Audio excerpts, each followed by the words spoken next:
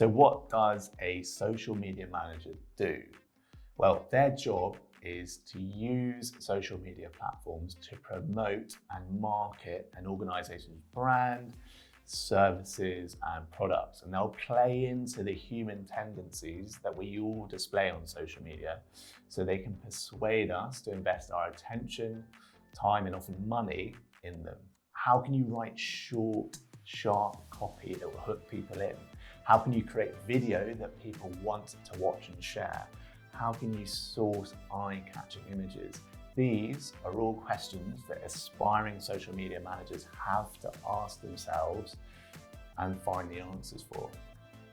Realistically, most companies will have some form of social media presence and therefore will need somebody to maintain and improve it. When it comes to finding people to do this, they might hire in-house social media managers to look after their accounts full time, or they might call on a freelancer or a marketing agency. If you work for a marketing agency, you will usually manage the social media presence of several different clients. Ultimately, when it comes to finding your niche in social media, you will need to consider where your interests lie and the type of organization you want to work for. Which social media platforms do you most want to work with? TikTok, Instagram, LinkedIn. You want to find an employer that already uses or wants to start using your favorite platforms. Equally, a key question to ask yourself would be, which industries are you interested in? For example, do you like the idea of working in fashion or travel, or would you rather operate in the education sector? Another consideration would be what audience you would enjoy interacting with. So young people, fitness enthusiasts, parents, all of these audiences would be classed as B2C marketing, aka business to customer. However, you could also work in social media out of a more of a B2B, aka business to business focused organization. In this context, you'd be looking to interact with other organizations and industries rather than individuals. Depending on the field that your employer works in and the products you're trying to promote, your target audience could be anyone from universities, governments, or other businesses. So what does career progression look like here? Well, it's common to start off as a social media assistant or executive, particularly if you're a university graduate. This is so you can learn from a social media manager who knows their trade. However, it's a profession where you can progress quickly to social media manager level. You could move into marketing more broadly and eventually become a head of marketing. Equally, lateral progression is common, with social media managers moving on to another brand once they feel they've achieved their goals with their current employer. Alternatively, you might become a freelancer or move from an in-house position to become an account manager at a marketing agency. Wherever you choose to work, you'll almost certainly become a jack of all trades.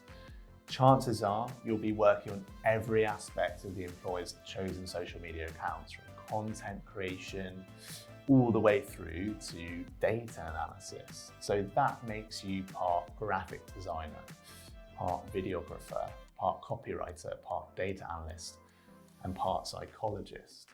However, you don't need to be an expert in every single facet, as you will learn these things on the job. Day to day, you might be planning and following a content calendar, which is essentially a schedule of content to be posted day by day. While there will be times when you're creating an emergency meme to react to a new event, part of the job is to try to think ahead and create a content calendar that includes reactions to likely events. Creating visual content, whether that's short form video or an Instagram grid post using tools such as Canva and InDesign, writing copy to accompany the visuals, scheduling exactly when content should be published. Here, you might be using different tools such as Sprout and Hootsuite.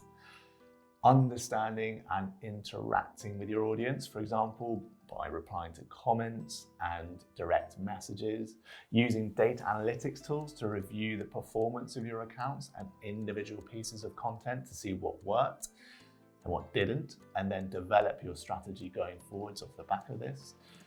Reporting to key stakeholders at your organization to ensure they understand the metrics you're trying to achieve and the progress you're making.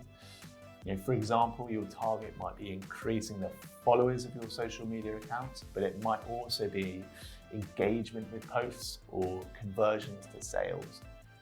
Researching marketing trends and consumer behavior. So a lot of the time is spent on understanding what social media platforms are doing and the different audiences they serve. Keeping up to date with changes to the inner workings of social media platforms and the algorithms they use, so you can work out the implications for how you should be creating, scheduling, and delivering your content.